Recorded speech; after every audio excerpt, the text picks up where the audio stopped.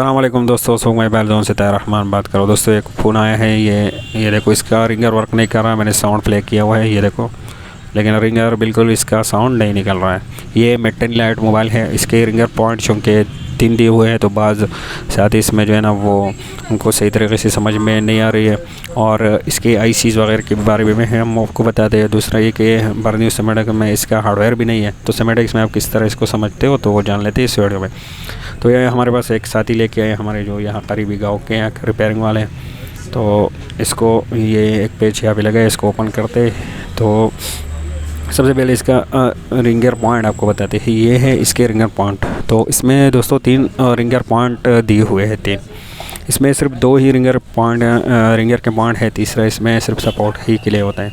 तो बहुत साथी इसमें जो है ना वो कंफ्यूज हो जाते हैं कि कौन से पे रीडिंग आना चाहिए, कौन से पे नहीं। ये देखो, ये पहले पॉइंट पे मैं चेक कर रहा हूँ कि तकरीबन 498 के लगभग हमें वैल्यू मिल रही है। ये बीच में जो है ना इसमें हमें वैल्यू नहीं मिल रही है। और ये इस तरफ जो है ना इस पर ये 565, जो कि दोनों की वैल्यू बहुत डिफरेंट है। रिंगर के वैल्यू बिल्कुल सेम होनी चाहिए, 1-2% आगे पीछे। तो इसके ऊपर पीसीबी को खोल के देख लेते हैं और सबसे पहले इसको सिमेटिक्स को समझ लेते हैं। तो बर्दियो हार्डवेयर में जो है ना सिमेटिक्स में इसका हार्डवेयर सोल्यूशन नहीं दिया हुआ है, तो हम सिमेटिक्स में ही चलते हैं। सिमेटिक्स में इसकी जो है ना या हमें एक पीसीबी की जो है ना सिमेटिक्स मिल जाती है, और एक हमें इसका सिमेटिक्स मिल जाता है जो कि कुछ इस तरीके का है, जो बेसबैंड सिमेटिक्स है। इसमें जो है ना दोस्तों ये सब कुछ दिया होता है, ये ब्लॉक डायग्राम, और हर एक सेक्शन के लिए जो है ना अलग अलग सा इन्होंने नंबर दिया होता है कि ब्लॉक डायग्राम के लिए ये देखो ये 2 नंबर दिया हुआ है। इस तरह पावर 1, 2, 3 के लिए अलग अलग नंबर दिए हुए हैं। तो JND और LDO वैल्यू बक जो है ना वोल्टेज सभी के लिए अलग अलग जो है ना वो इन्होंने नंबर दिए हुए हैं। तो हमें इन नंबर में से देखना है, ये देखो MMC के लिए अलग number, battery and USB ID के लिए, चार्जिंग ID के लिए, ये कैमरा स्विच वगैरह के लिए, फ्लैश LED के लिए, और इस तरह कैमरा इंटरफेस के लिए, और ये कोड्स। और इसमें जो हमें चाहिए वो ऑडियो IC चाहिए दोस्तों। लेकिन यहाँ देखो, यहाँ पे लिखा है 23 नंबर पे ऑडियो और रिसीव और माइक के लिए जो है ना हमें इन्होंने सिमेटिक्स दिया हुआ है 23 नंबर पेज पे। तो हम चले जाते हैं 23 नंबर पेज पे। ये देखो ये नंबर यहाँ पे दी हुए है। तो इस सिमेटिक्स को आप इसी तरह ही रीड कर सकते हो। तो यहाँ पे आते हैं, ये देखो ये नंबर दिए हुए 3 नंबर हैं, और ये जो वाटर मार्क दिया हुआ है ये स्क्रीन रिकॉर्ड हम कर रहे हैं उसी का वाटर मार्क है, क्योंकि एक्सपायर हो चुका है। लेकिन हमें अभी ये क्योंकि ये अर्जेंट ये सीट रिपेयर करना है, तो इसलिए हम जल्दी से शॉर्ट में इसी पे कर लेते हैं दोस्तों। तो यहाँ पे देखो ये 23 नंबर पे हम आ गए दोस्तों। 23 नंबर पेज पे ये लिखा है ऑडियो रिसीव और माइक के लिए। तो सबसे पहले यहाँ रिसीव जो हमारे कान वाले स्पीकर है उसका डायग्राम इन्होंने दिया हुआ है सिमेटिक्स के, किस तरह इसमें जो है ना 2 नॉर्मल कॉइल का यूज़ करके यहाँ पे नेगेटिव पॉजिटिव ये लाइन बनाए हुए हैं। आगे ICC यहाँ तक वैल्यू आती है, यहाँ पे इन्होंने दी हुई है। ये माइक के लिए, ये माइक का पूरा जो है डायग्राम इन्होंने बनाया है। इस पर इंशाल्लाह कभी डिटेल में बात करेंगे। आप हमें जो है ना, क्योंकि ये कस्टमर का सीट है, रिपेयर करके हम ले देना है, तो शॉर्टली बात करते हैं। ये देखो ये हैंड फ्री डायग्राम इन्होंने दिए हुए है। ये M माइक के लिए प्लस है, ये एक ग्राउंड है सभी के साथ कनेक्ट है। ये लेफ़्ट और राइट स्पीकर के लिए पॉइंट दिए हुए है। तो इसका भी पूरा इन्होंने सिमेटिक्स दिया हुआ है। तो इसको ये सिमेटिक्स रीड करना बहुत आसान है दोस्तों, कि अभी इंशाल्लाह इस पर वीडियो बताएंगे डिटेल में। ये देखो ये ऑडियो स्मार्ट भी है, जो हमारे पावर एम्पलीफायर है, इसका पूरा डायग्राम इन्होंने दिए हुए हैं दोस्तों। ये देखो ये आप देख सकते हो। इसके हमने जो है ना आउटपुट वो लाइन मालूम करने की कहाँ पे हमारा कनेक्ट है। इसका ये मॉडल, ये कोड इन्होंने दिया हुआ है U2501। ये कोड आप जो है ना कॉपी करके वो PCB में भी मालूम कर सकते हो, ये IC कहाँ पे लगे हुए। तो और इसका आउट पिन भी आप मालूम कर सकते हो स्पीकर के लिए। आउट यहाँ पे इन्होंने दी हुई है, देखो ये A5 और C5 नंबर पिन जो हमारे है इस स्पीकर के लिए आउट है। नेगेटिव पॉजिटिव स्पीकर में नेगेटिव पॉजिटिव नहीं होती, लेकिन इन्होंने दी हुई है रिंगर में। तो ये देखो स्पीकर आउट इन्होंने पिन दिया है, A5 और C5 नंबर पिन इन्होंने दिए हुए हैं। तो ये 2 पिन हमारे इस IC में स्पीकर आउट के लिए है।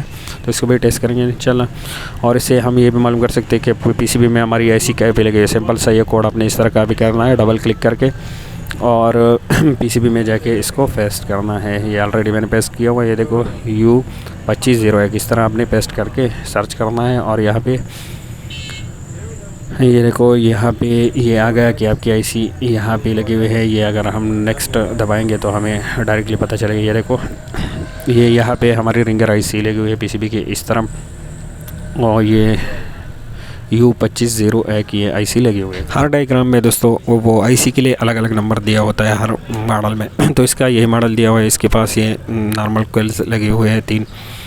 तो इसको मैंने इस डायग्राम से समझा दोस्तों। तो इसको जब मैंने पीसीबी में देखा तो यहाँ पे ये आईसी लगी, ये आईसी की जगह पे मैं चला गया दोस्तों। तो इस ये जो पीसीबी है इसमें आईसी इन्होंने दी नहीं हुई है दोस्तों। ऑडियो पावर एम्पलीफायर का काम यही होता है दोस्तों, और साउंड को ज़्यादा करना। बाकी इसको जो है ना ऑलरेडी पावर ही कंट्रोल करते हैं। तो मैंने देखा इसी यहाँ पे आईसी नहीं है, तो बाज़ जो है ना वो लोग यहाँ भी कंफ्यूज हो जाते हैं। लेकिन मैंने जब यहाँ पे देखा तो डायग्राम से मुझे पता चला कि यहाँ पे 3 कॉइल लगे हुए हैं। यहाँ पे एक कॉइल नहीं था जो कि हमें और वोल्टेज की लाइन थी, तो वो मैंने यहाँ पे जंपर लगा ली सैंपल से। और इसमें आईसी वहाँ पे डायग्राम में दी है, लेकिन यहाँ पे नहीं है दोस्तों। लेकिन बहुत सारे मॉडल में आपको ये जो है ना इस तरह ही मिलेगी दोस्तों। लेकिन वो आपने समझना है, क्योंकि इसके ये पॉइंट देख सकते हो बिल्कुल कंपनी वाले पॉइंट है। अगर किसी ने इससे निकाला होता आईसी तो फिर ये पॉइंट इस तरह नहीं होते, वो कुछ बड़े छोटे से हो जाते हैं। वो पता चल जाता है क्योंकि वो डिसोड हो जाते हैं ना, तो उसका अंदाज़ा आप लगा सकते हो। लेकिन इसमें कंपनी ने आईसी ही नहीं दी हुई है, डायरेक्टली इसको पावर से कंट्रोल किया हुआ है। ये दोनों नॉर्मल कोयल के ज़रिए या पॉइंट बना के जो है ना इसको कंट्रोल किया हुआ है। और ये साथ में जो एक यहाँ पे नॉर्मल कोयल नहीं थी उसको मैंने जंपर कर लिया। और ये इसी तरह मेरे पास आया था कि यहाँ से किसी ने शेल्ड उतारी हुई थी, तो ये यहाँ पे एक नॉर्मल कोयल नहीं था जो कि इसके वोल्टेज की लाइन है। तो डायग्राम से मुझे पता चला कि यहाँ पे होना ज़रूरी है। तो यह बाज़ मॉडल में आपको इस तरह मिलेगी, क्योंकि ये ऑडियो एम्पलीफायर का मसला जो है ना काम यही होता है दोस्तों कि ये साउंड को ज़्यादा करना। तो ऑलरेडी वो जब पावर कंट्रोल कर लेते तो यहाँ पे नहीं लगाते। बाज़ मॉडल में इस तरह तो डायग्राम को में आपको मिलेगी, तो चंद मॉडल में यूज़ होता है, चंद में नहीं।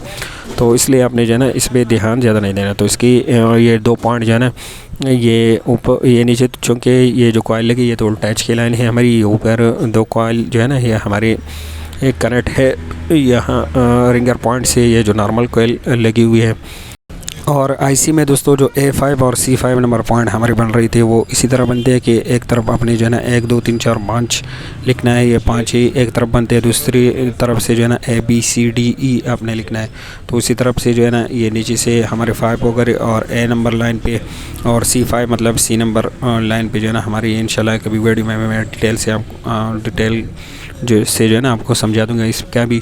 तो A5 और C5 नंबर पॉइंट जो है ना हमारे किस तरह बनते हैं आईसी में, और इसमें किस तरह, क्योंकि आईसी इसमें नहीं यूज़ की गई है तो नॉर्मल कोयल से ही हम अंदाज़ा लगा सकते हैं कि हमारे पॉइंट हैं रिंगर के। तो इंशाल्लाह इसमें डिटेल में भी कभी आपसे को जो है ना इसमें मैं समझा दूँगा। मतलब इसके अभी हमें हमारे ये 2 पॉइंट बनते हैं, क्योंकि ये नॉर्मल कोयल से ये पॉइंट एक कनेक्ट है हमारे। यहाँ पे देखो ये हमें मिल रही है 449 की रीडिंग हमें मिल रही है, जो कि ओके है। रिंगर पॉइंट के लिए बिल्कुल ओके रीडिंग है दोस्तों। और ये देखो ये लास्ट में जो है 584 पे ही रुक गई, तो ये दूसरा पॉइंट है तो 582। तो इतने जो है ना कम 2-3% कम ये ओके है, एक ओके ही होता है दोस्तों। तो रिंगर के दोनों पॉइंट पे हमें सेम रीडिंग मिलने चाहिए, जो कि यहाँ पे मिल रही है। ये देखो एक पॉइंट यहाँ से कनेक्ट है और एक पॉइंट यहाँ से कनेक्ट है। इसी से मैंने अंदाज़ा लगा लिया कि यही पॉइंट है हमारी। बाकी ऐसी अगर यहाँ पे लगती तो C5 और A5 ही हमारे पॉइंट बनते, वो भी हम आपको समझा लेते। फिर ये आके दोस्तों यहाँ पे कनेक्ट है, ये मैंने चेक कर लिया। ये जो 2 पॉइंट लगे हुए यहाँ पे है, फिर ये यहाँ से कनेक्ट है। ये देखो 420 के लगभग और दूसरे पे भी 420 के लगभग। तो ये सेम रीडिंग मिलनी चाहिए, 1-2% ऊपर कम तो कोई बात नहीं। यहाँ से ऑलरेडी आप देख सकते हो दोस्तों किसी ने जंपर उठाया हुआ था, लेकिन यहाँ पे चूँकि वोल्टेज के जो लाइन मिस थी वो हमें सिमेटिक से पता चला गया। यहाँ पे 3 कंपोनेंट्स लगे हुए हमारे नॉर्मल कोयल, तो वो हमने डायरेक्ट कर लिया तो वोल्टेज की लाइन बराबर हो गई। तो अभी ये इन्होंने तो जंपर लगाया हुआ था, लेकिन चूँकि वहाँ पे वोल्टेज लाइन मिस थी तो इसलिए ये काम नहीं कर रहा था। शायद जो पहले जिस कारीगर के पास ये गया हुआ था या जो हमारे साथ ही लेके आए हैं वो ख़ुद कारीगर हैं, तो इसलिए ये काम नहीं कर पाया दोस्तों। ये इसमें जो बीच के पॉइंट मिस है ये इसी रिंगर का पॉइंट है दोस्तों। इसमें ये जो तीसरा दिया हुआ है ये वैसे हमारे सपोर्ट के लिए है। ये देखो यहाँ पे अगर हम देख लें ये फर्स्ट पॉइंट पे तो 420 21 यही रीडिंग मिलेंगे। जो पास में है ये हमारी रिंगर पॉइंट है दोस्तों। ये इसी में अक्सर लोग जो है ना वो कंफ्यूज हो जाते हैं कि कौन सा पॉइंट है, तो बिल्कुल ये साथ में ही दोनों पॉइंट लगे होते हैं।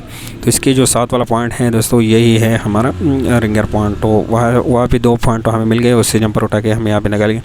इसको अगर मैं ट्रेस करूँ जो ओके लाइन है, ये और भी बहुत बड़ी मैंने बताया दोस्तों कि रिंगर के दोनों पॉइंट हमारे एक साथ ही जाते हैं। तो ये अगर जो जहाँ पे रीडिंग आ रहे हैं वो हम चेक करें तो यहाँ से करंट है, तो इसी भी हम अंदाज़ा लगा सकते हैं कि पास में जो पॉइंट है वो हमारी दूसरा पॉइंट है रिंगर वाला, ये जो पास में है।